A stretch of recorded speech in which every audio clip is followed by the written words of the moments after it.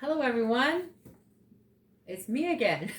No, everyone did fairly well in their test, so we're going to continue our discussion on Willa Cather, but we're going to begin actually the actual story now of the sculptor's funeral.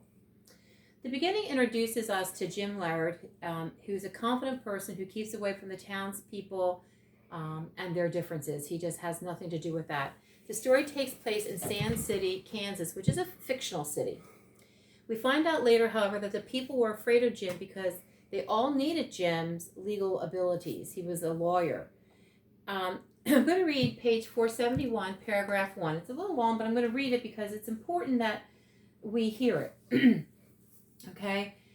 A group of the townspeople stood on the station siding of little Kansas town, awaiting the coming of the night train, which was already 20 minutes overdue.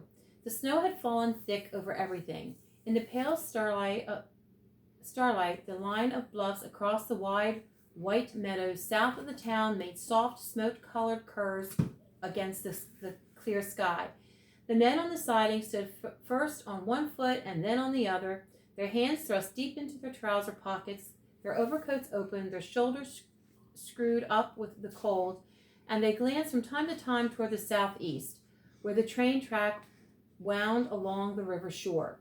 They conversed in low tones and moved about restlessly, seeming uncertain as to what was expected of them.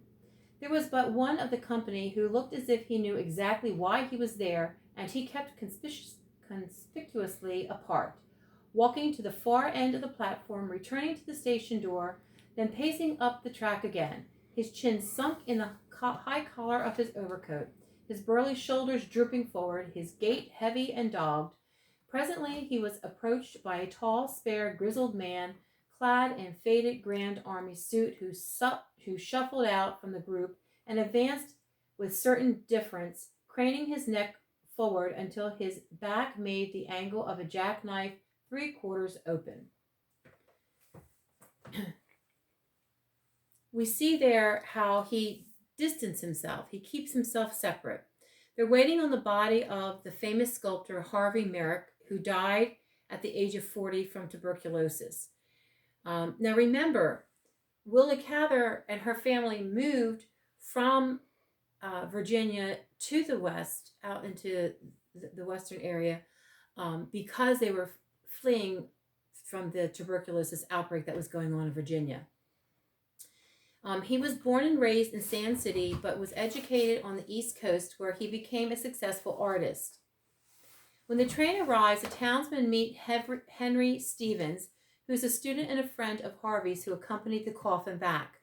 They all travel to Harvey's parents' house. The story can almost be treated as a detective kind of fiction. The coffin is placed into the parlor, and all the townspeople, other than the lawyer named Jim Laird, leave.